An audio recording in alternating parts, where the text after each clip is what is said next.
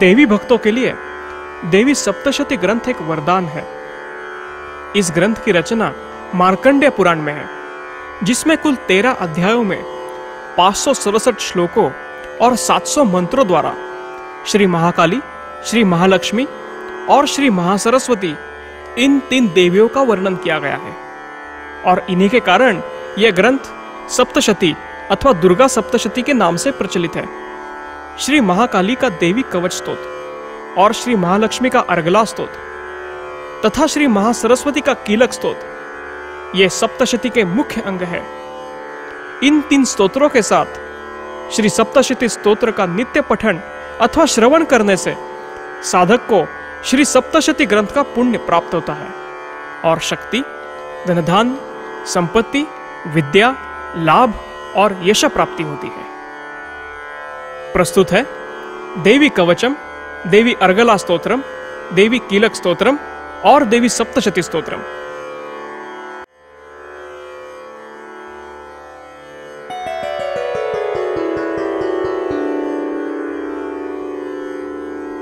अथ चण्डीकवचम्। श्री गणेशाय नमः। श्री सरस्वत्यै नमः। श्री गुरुभ्यो नमः। श्री कुलदेवतायै नमः। अभिघ्नमस्तु। ॐ नारायणाय नमः। ॐ नराय नरोत्तमाय नमः। ॐ महाकालीदेव्यै नमः। ॐ महालक्ष्मीदेव्यै नमः। ॐ महासरस्वतीदेव्यै नमः। ॐ वेदव्यासाय नमः। अस्य श्री चण्डीकवचस्य ब्रह्मा ऋषिः अनुष्टुप्छन्दः चामुण्डा देवता अङ्गन्यासोक्तमातरो बीजं दिग्बन्धदेवतास्तत्त्वं। श्रीजगदम्बा प्रीत्यर्थे सप्तशती पाठाङ्गजपे विनियोगः। ॐ नमश्चण्डिकायै। ॐ मार्कण्डेय उवाच। ॐ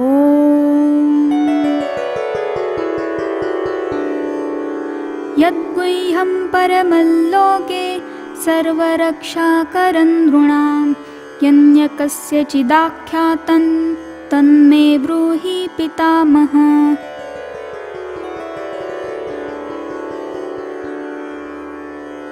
ब्रह्म उवाच।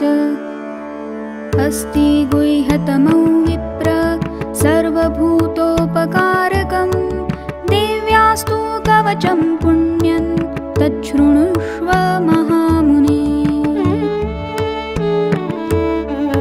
प्रथमं शैलपुत्री च द्वितीयं ब्रह्मचारिणी तृतीयै चन्द्रघण्टेति कुष्माण्डेति चतुर्थकम्। पंचमं स्कन्दमातेति षष्ठं कात्यायनीति च सप्तमं कालरात्रिश्च महागौरीति चाष्टमम्। नवमं सिद्धिदात्री च नवदुर्गा प्रकीर्तितः उक्तान्येतानि नामानि ब्रह्मणैव महात्मना। अग्निना दह्यमानस्तु शत्रुमध्ये गतोरणे विषमे दुर्गमे चैव भयार्ताः शरणं गताः। न तेषां जायते किञ्चित् अशुभौ रणसङ्कटे नापदन्तस्य पश्यामि शोकदुःखभयं नहि। यैस्तु भक्त्या स्मृता नूनं तेषां सिद्धिप्रजायते। ये त्वां स्मरन्ति देवेशि रक्षसे तान्न संशयः। प्रेतसंस्था तु चामुण्डा वाराही महिषासना ऐन्द्री गजसमारूढा वैष्णवी गरुडासना। माहेश्वरी वृषारूढा कौमारी शिखिवाहना। लक्ष्मी पद्मासना देवी पद्महस्ता हरिप्रिया। श्वेतरूपधरा देवी ईश्वरी वृषवाहना। ब्राह्मी हंससमारूढा सर्वाभरणभूषिता। इत्येता मातरः सर्वाः सर्वयोगसमन्विताः। नानाभरणशोभाढ्या नानारत्नोपशोभिताः। दृश्यन्ते रथमारूढा देव्यक्रोधसमाकुलाः। शङ्खचक्रं गदां शक्तिं हलैं च मुसलायुधम्। खेटकं तोमरं चैव परशुं पाशमेव च। कुन्तायुधं त्रिशूलं च शार्ङ्गमायुधमुत्तमम्। दैत्यानां देहनाशाय भक्तानाम् अभयाय च। धारयन्त्यायुधा नित्यं देवानां च हिताय वै। नमस्तेऽस्तु महारौद्रे महाघोरपराक्रमे। महाबले महोत्साहे महाभयविनाशिनी। त्राहि मां देवि दुष्प्रेक्ष्ये शत्रूणां भयवर्धिनी। प्राच्यां रक्षतु मामेन्द्री आग्नेयामग्निदेवता। दक्षिणेवतु वाराहि नैऋत्यां खड्गधारिणी। प्रत्यञ्चां वारुणी रक्षेत् वायव्यां मृगवाहिनी। उदीचां पातु कौमारी ईशान्या शूलधारिणी। ऊर्ध्वं ब्रह्माणि मे रक्षेत् हस्तात् वैष्णवी तथा। एवं दश दिशो रक्षेत् चामुण्डा शववाहना। जया मे अग्रतः स्थातु विजया स्थातु पृष्ठतः। अजिता वामपार्श्वे तु दक्षिणे चापराजिता। शिखां मे द्योतिनी रक्षेत् उमामूर्ध्नि व्यवस्थिता। मालाधारी ललाटे च भ्रुवो रक्षेत् यशस्विनी। त्रिनेत्रा च भ्रुवोर्मध्ये यमघण्टां च नासिके। शङ्खिनी चक्षुषोर्मध्ये श्रोत्रयोर्द्वारवासिनी। कपोलौ कालिका रक्षेत् कर्णमूले तु शाङ्करी। नासिकायां सुगन्धा च उत्तरोष्ठे च चर्चिका। अधरे चामृतकला जिह्वायां च सरस्वती। दन्तान् रक्षतु कौमारी कण्ठमध्ये तु चण्डिका। घण्टिकाय चित्रघण्टाय च महामाया च तालुके। कामाक्षी चिबुकं रक्षेत् वाचं मे सर्वमङ्गला। ग्रीवायां भद्रकाली च पृष्ठवंशे धनुर्धरी। नीलग्रीवा बहिः कण्ठे नलिकान्नलकूवरी। स्कन्धयोः खड्गिनी रक्षेत् बाहु मे वज्रधारिणी। हस्तयोर्दण्डिनी रक्षेत् अम्बिका चाङ्गुलिस्तथा। नखाय शूलेश्वरी रक्षेत् कुक्षो रक्षेत् कुलेश्वरी। स्तनौ रक्षेन्महादेवी मनश्शोकविनाशिनी हृदये ललिता देवी उदरे शूलधारिणी नाभौ च कामिनी रक्षेत् गुह्यं गुह्येश्वरी तथा पूतना कामिका मेढ्रं गुदे महिषवाहिनी कट्यां भगवती रक्षेत् जानुनी विन्ध्यवासिनी जङ्गे महाबला प्रोक्ता सर्वकामप्रदायिनी गुल्फयोर्नारसिंही च पादौ चामिततेजसी पादाङ्गुलीषु श्रीरक्षेत् पादाथस्थलवासिनी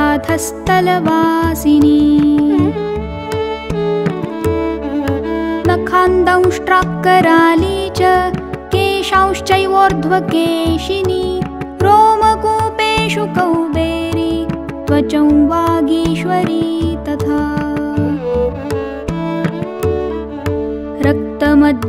रक्तमज्जावसामांसान् अस्थिमेदांसि पार्वती अन्त्राणि कालरात्रिश्च पित्तै च मुकुटेश्वरी पद्मावती पद्मकोशे कफे चूडामणिस्तथा ज्वालामुखी नखज्वाला अभेद्या सर्वसन्धिषु शुक्रं ब्रह्माणि मे रक्षेत् छायां छत्रेश्वरी तथा अहङ्कारं मनोबुद्धिं रक्ष मे धर्मचारिणी प्राणापानौ तथा व्यानम् उदानै च समानकं वज्रहस्ता च मे रक्षेत् प्राणं कल्याणशोभना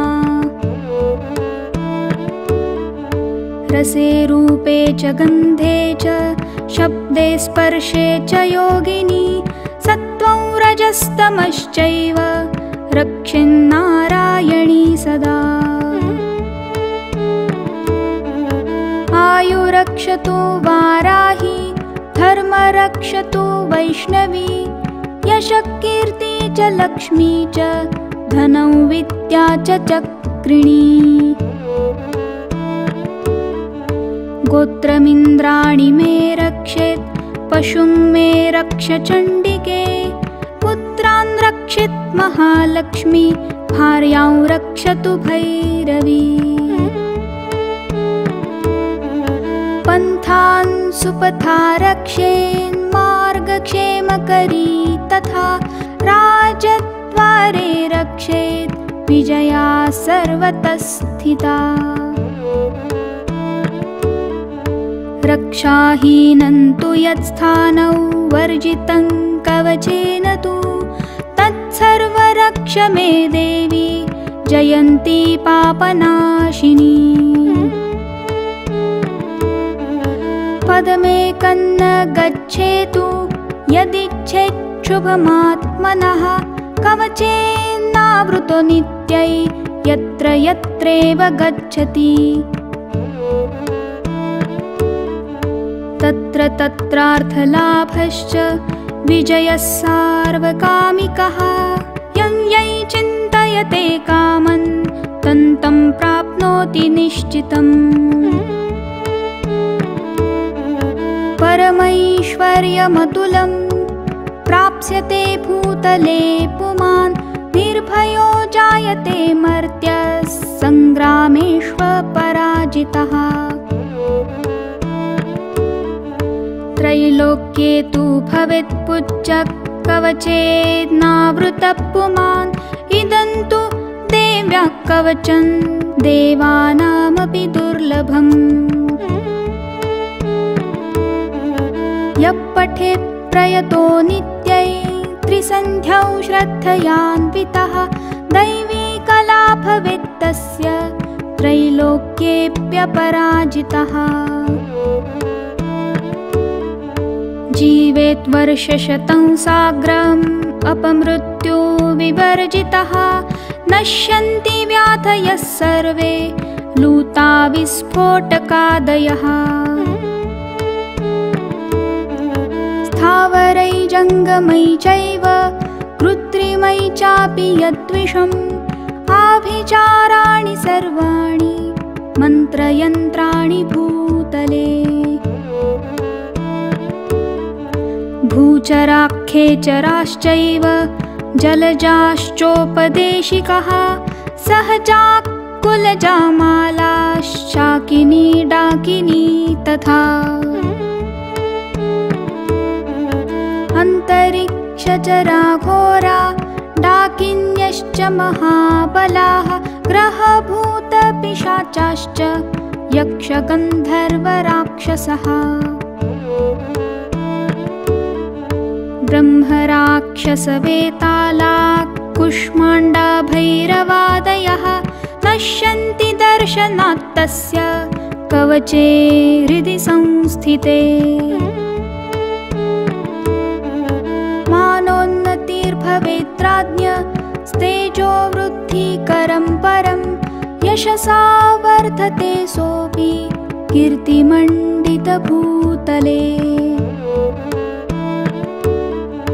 जपेत् सप्तशती चण्डी कृत्वा तु कवचं पुरा यावत् भूमण्डलं धत्ते सशैलवनकाननम्।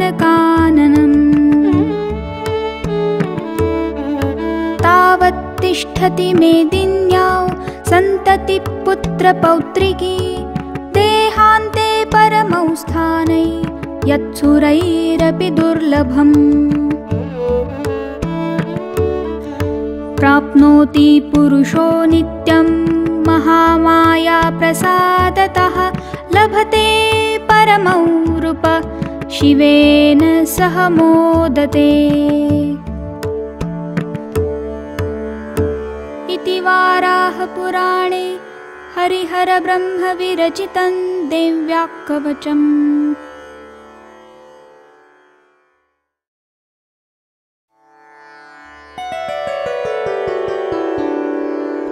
अस्य श्री अर्गलास्तोत्रमन्त्रस्य विष्णुऋषिः अनुष्टुप्छन्दः श्रीमहालक्ष्मीर्देवता श्रीजगदम्बा प्रीतये सप्तशती पाठाङ्गजपे विनियोगः। ॐ नमश्चण्डिकायै मार्कण्डेय उवाच। ॐ जयन्ती मङ्गलाकाली भद्रकाली कपालिनी दुर्गा क्षमा शिवा धात्री स्वाहा स्वधा नमोऽस्तुते। दुर्गा क्षमा शिवा धात्री स्वाहा स्वधा नमोऽस्तुते।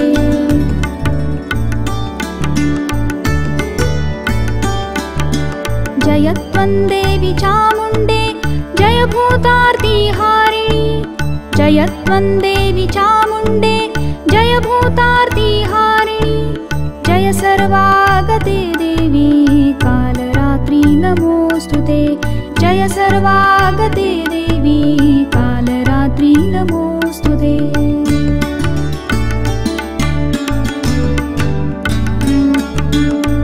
मधुकैटभविद्रावि विधातृवरदे नमः।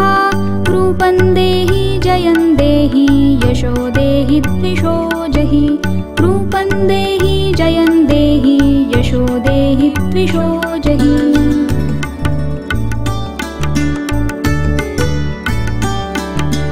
महिषासुरनिर्नाशी विधात्री वरदे नमः। महिषासुरनिर्नाशी विधात्री वरदे नमः। रूपं देहि जयं देहि यशो देहि द्विषो जहि। रूपं देहि जयं देहि यशो देहि द्विषो जहि।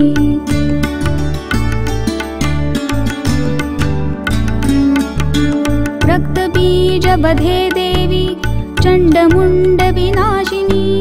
रूपं देहि जयं देहि यशो देहि द्विषो जहि। रूपं देहि जयं देहि यशो देहि द्विषो जहि।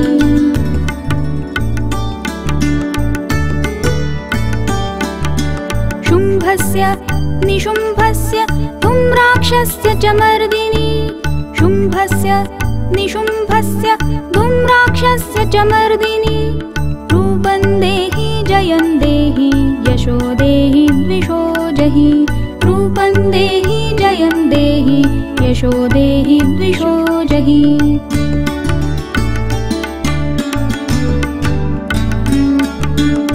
वन्दिताङ्घ्रियुगे देवी सर्वसौभाग्यदायिनी रूपं देहि जयं देहि यशो देहि द्विषो जहि रूपं देहि जयं देहि यशो देहि द्विषो जहि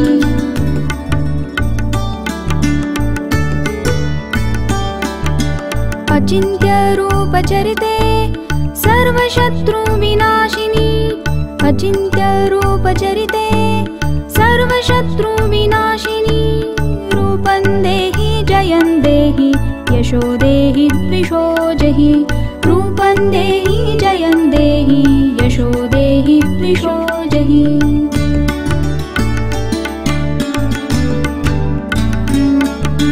न तेभ्यः सर्वदा भक्त्या चण्डिके दुरितापहे रूपं देहि जयं देहि यशो देहि द्विषो जहि रूपं देहि जयं देहि यशो देहि द्विषो जहि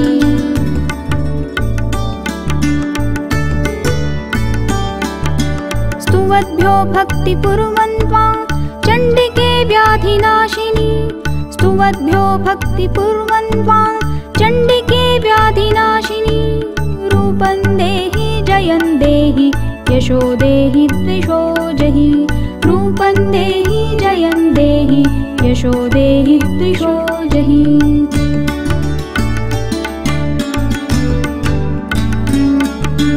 चण्डिके सततं ये त्वामर्चयन्तीह भक्तितः रूपं देहि जयं देहि यशो देहि द्विषो जहि रूपं देहि जयं देहि यशो देहि द्विषो जहि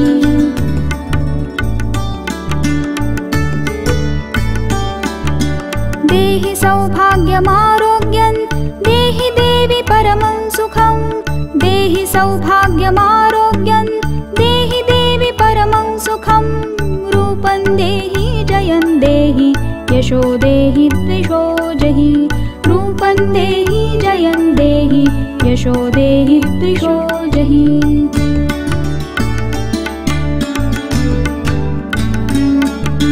विधेहि द्विषतान्नाशं विधेहि बलमुच्चकैः रूपं देहि जयं देहि यशो देहि द्विषो जहि रूपं देहि जयं देहि यशो देहि द्विषो जहि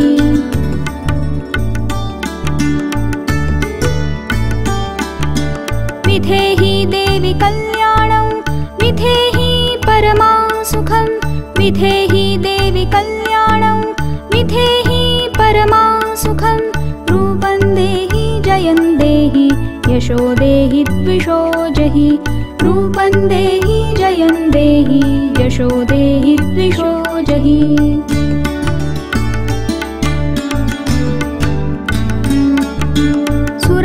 सुरासुरशिरोरत्न निकृष्टचरणेऽम्बिके रूपं देहि जयं देहि यशो देहि द्विषो जहि रूपं देहि जयं देहि यशो देहि द्विषो जहि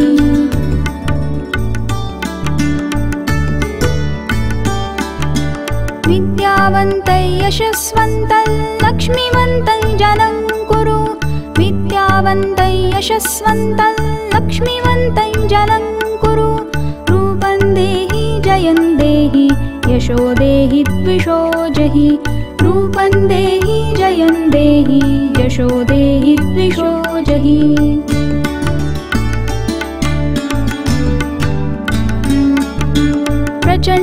प्रचण्डदैत्यदर्पघ्ने चण्डिके प्रणताय मे रूपं देहि जयं देहि यशो देहि द्विषो जहि रूपं देहि जयं देहि यशो देहि द्विषो जहि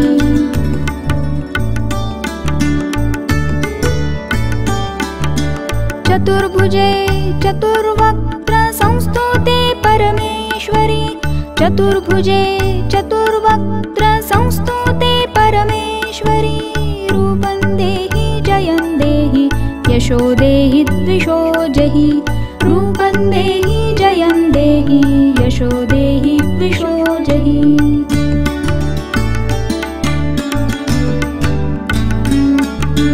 कृष्णेन संस्तुते देवी शश्वद्भक्त्या त्वमम्बिके रूपं देहि जयं देहि यशो देहि द्विषो जहि रूपं देहि जयं देहि यशो देहि द्विषो जहि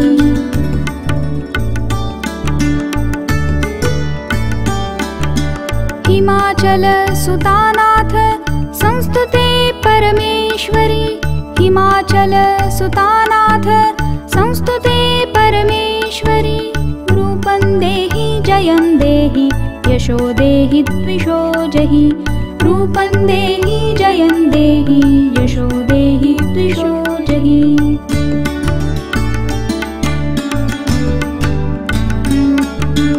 इंद्राणीपति सद्भाव पूजिते परमेश्वरी रूपं देहि जयं देहि यशो देहि द्विषो जहि रूपं देहि जयं देहि यशो देहि द्विषो जहि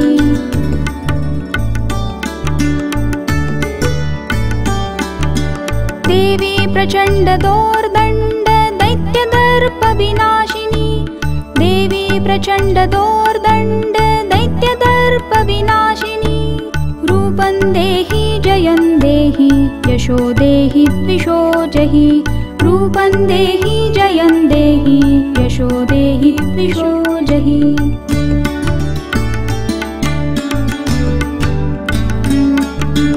देवी भक्तजनोत्ताम दत्तानन्दोदयेऽम्बिके रूपं देहि जयं देहि यशो देहि द्विषो जहि रूपं देहि जयं देहि यशो देहि द्विषो जहि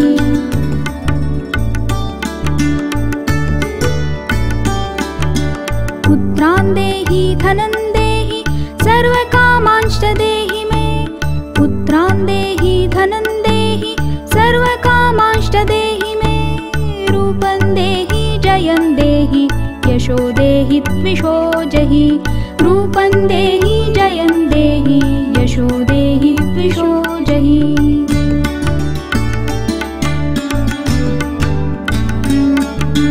पत्नीं मनोरमां देहि मनोवृत्तानुसारिणीं तारिणीं दुर्गसंसारसागरस्य कुलोद्भवां तारिणीं दुर्गसंसारसागरस्य कुलोद्भवाम्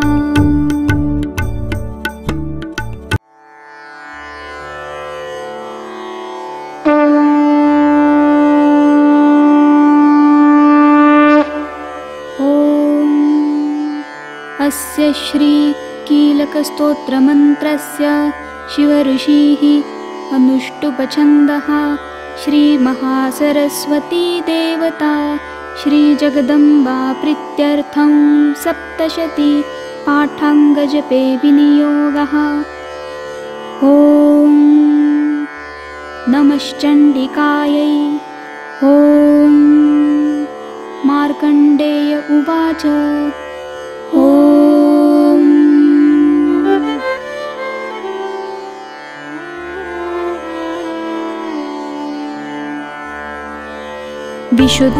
विशुद्धज्ञानदेहाय त्रिवेदी दिव्यचक्षुषे श्रेयप्राप्तिनिमित्ताय नमः सोमार्थधारिणे।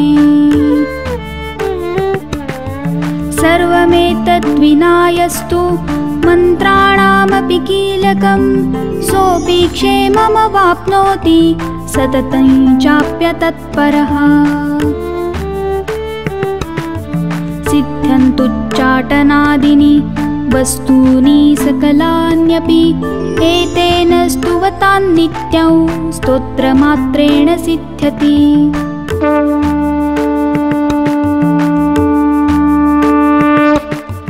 न मन्त्रो नौषधं तत्र न किञ्चिदपि विद्यते विना चाप्येन सिद्ध्येत सर्वमुच्चाटनादिकम् समग्राण्यपि सिद्ध्यन्ति लोकशङ्कामिमौ हरः कृत्वा निमन्त्रयामास सर्वमेवमिदौ शुभम्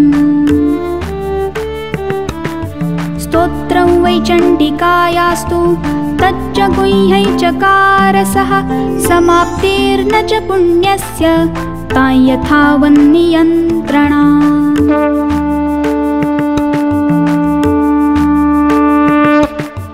सोऽपि क्षेममवाप्नोति सर्वमेवन्न संशयः कृष्णायां वा चतुर्दश्याम् अष्टम्यां वा समाहितः ददाति प्रतिगृह्णाति नान्यथैषा प्रसीदति इत्थं रूपेण कीलेन महादेवेन कीलितम्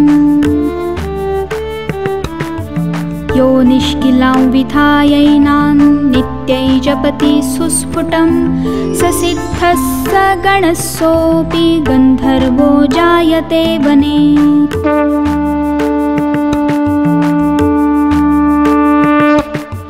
न चैवाप्यटतस्तस्य भयं क्वापि हि जायते नापमृत्यो वशं याति कृतो मोक्षमवाप्नुयात् ज्ञात्वा प्रारभ्य कुर्वीत ह्यकुर्वाणो विनश्यति ततो ज्ञात्वैव सम्पन्नमिदं प्रारभ्यते बुधैः सौभाग्यादि च यत्किञ्चित् दृश्यते ललनाजने तत्सर्वं तत्प्रसादेन तेन चाप्यमिदं शुभम्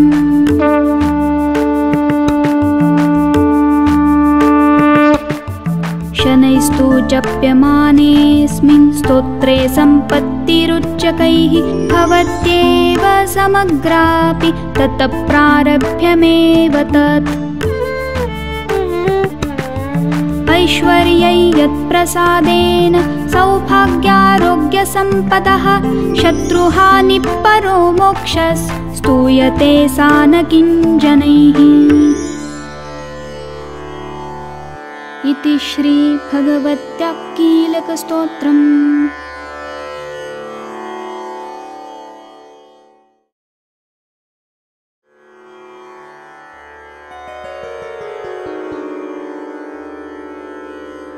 या माया मधुकैटभ प्रमथनी या महिषासुरन्मूलिनी या धूम्रेक्षणचण्डमुण्डमैहनी या रक्तबीजनाशिनी शक्तिशुम्भनिशुम्भदैत्यदलिनी या सिद्धिलक्ष्मीपरा सा चण्डी नवकोटिमूर्तिसहिता मां पातु विश्वेश्वरी स्तुता सुरैर्पूर्वमभीष्टसंश्रयात् तथा सुरेन्द्रेण दिनेषु सेविता करोतु सा नः शुभहेतुष्वरी शुभानि भद्राण्यपि हन्तु चापदः या साम्प्रतै चौद्धतदैत्यतापितैरस्माभिरीशा च सुरैर्नमस्यते करोतु सा नः शुभहेतुष्वरी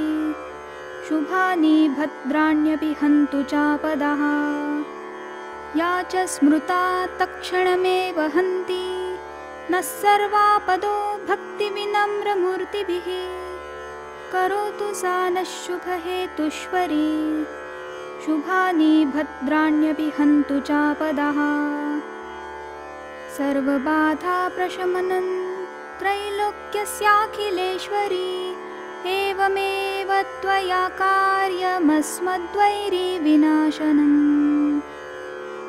सर्वमङ्गलमाङ्गल्ये शिवे सर्वार्थसाधिके शरण्ये त्र्यम्बके गौरी नारायणी नमोऽस्तुते सृष्टिस्थितिविनाशानां शक्तिभूते सनातनी गुणाश्रये गुणमये नारायणी नमोऽस्तुते